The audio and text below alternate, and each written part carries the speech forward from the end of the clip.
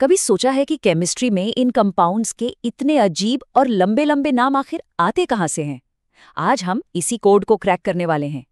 हम heterocyclic compounds के नाम रखने की पहेली को सुलझाएंगे। तो इसे बोरिंग रूल्स की लिस्ट की तरह नहीं, बल्कि एक जासूसी मिशन की तरह देखिए। जरा सोचिए, अगर दुनिया का हर केमिस्ट एक ही मॉलिक्यूल को अपने अपने हिसाब से अलग अलग नाम देता तो क्या होता? पूरी तरह से केओस। एक ही दवाई के 10 अलग अलग नाम हो सकते थे, जिससे कितना बड़ा कंफ्यूजन और खतरा पैदा हो सकता था।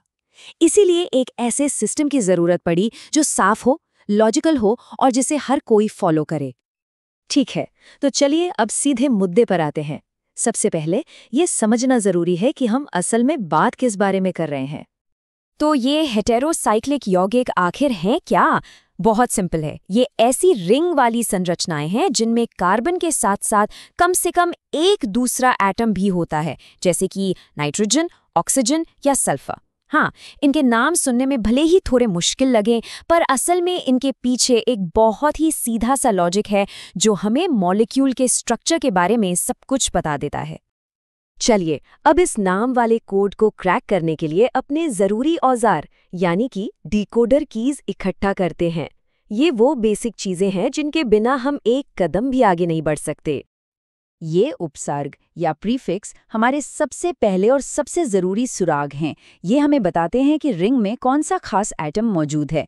देखिए, ऑक्सीजन के लिए ऑक्सा, सल्फर के लिए थाया और नाइट्रोजन के लिए एजा, है ना? एकदम सिंपल। अच्छा, अब सवाल ये उठता है कि अगर एक ही रिंग में एक से ज़्यादा अलग अलग हेटेरो एटम आ जाएं तो तब क्या करेंगे? टेंशन की कोई बात नहीं, इसके लिए भी एक सिंपल सा रूल है। हमेशा ऑक्सीजन को पहली प्रायोरिटी मिलेगी, उसके बाद सल्फर को और फिर नाइट्रोजन को। मतलब अगर रिंग में ऑक्सीजन और नाइट्रोजन दोनों हैं तो बॉस कौन होगा? ऑक्सीजन। गिनती हमेशा वहीं से शुरू होगी। तो अब बारी है हमारे मास्टर प्लान की। ये एक ऐसा सिस्टमैटिक तरीका है जो किसी भी हेट्रोसाइक्लिक कंपाउंड की नाम वाली पहेली को चुटकियों में सॉल्व कर देगा। तो ये हैं वो 5 सिंपल स्टेप्स। सबसे पहले रिंग का टाइप और उसमें मौजूद हेटेरो एटम को पहचानो। फिर रिंग की सही नंबरिंग करो। उसके बाद देखो कि रिंग पर और कौन-कौन से एक्स्ट्रा ग्रुप्स यानी प्रतिस्थापी लगे हुए हैं। और आखिर में इन सारे टुकड़ों को एक साथ जोड़ दो। बस नाम तैयार। चलो, अब थ्योरी बहुत हो गई। अब इस सिस्टम को एक्शन में देखने का टाइम है। अब आएगा असली मजा, जब हम कुछ असली मॉलिक्यूलर पजल्स को सॉल्व करेंगे। ठीक है, तो पहली पहेली, चलिए अपना 5 स्टेप सिस्टम लगाते हैं। पहला कदम, रिंग का टाइप। ये एक 5 मेंबर वाली रिंग है। दूसरा कदम, हेटेरो एटम। इसमें नाइट्रोजन है और इस बेसिक स्ट्रक्चर का नाम है पिरोल। ये कुछ बेसिक नाम हैं जो याद रखने होते हैं।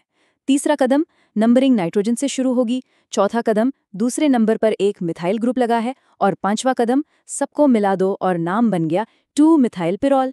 देखा, सिस्टम से कितना आसान हो गया। चलो अगली पहेली पर चलते हैं। फिर से वही 5 steps. Step 1, 5 member ring. Step 2, hetero atom है ऑक्सीजन और इस बेसिक स्ट्रक्चर को कहते हैं फ्यूरेन। स्टेप 3, नंबरिंग ऑक्सीजन से शुरू होगी। स्टेप 4, तीसरे नंबर पर एक क्लोरीन एटम है। और स्टेप 5, तो नाम क्या हुआ? 3 क्लोरोफ्यूरान। ये सिस्टम हर बार काम करता है, बिल्कुल परफेक्ट। और ये रही हमारी आज की आखिरी पहेली। चलो एक आखिरी बार अपने सिस्टम को टेस्ट करते हैं। Step 1, 5 member ring. स्टेप 2, इस बार हेटेरो एटम है सल्फर, जिसका बेस नाम है थायोफीन। स्टेप 3, नंबरिंग सल्फर से शुरू। स्टेप 4, दूसरे नंबर पर एक ब्रोमीन एटम। और स्टेप 5, तो नाम बना 2 ब्रोमोथायोफीन। इससे साफ पता चलता है कि ये तरीका कितना भरोसेमंद है। बहुत बढ़िया।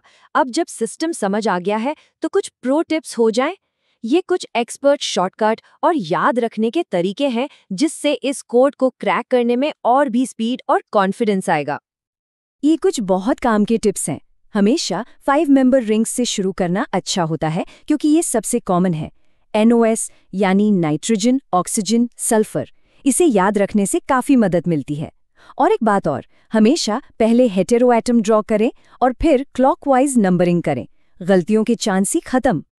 तो कुल मिलाकर बात यह है कि एक सिस्टमैटिक अप्रोच अपनाने से रट्टा मारने की कोई ज़रूरत नहीं पड़ती। जब एक सिस्टम हाथ में हो तो हर मुश्किल दिखने वाला नाम बस एक मजेदार पहेली बन जाता है जिसे कोई भी सॉल्व कर सकता है। और जाते जाते एक सवाल, हमने एक हेटेरो एटम वाले रिंग्स तो सीख लिए, पर क्या होगा अगर एक ही रिंग में मान लीजिए नाइट्रोजन और ऑक्सीजन दोनों आ जाए? याद है वो प्रायोरिटी वाला नियम जिसके बारे में हमने बात की थी? वो यहाँ कैसे काम करेगा? सोचिएगा जरूर।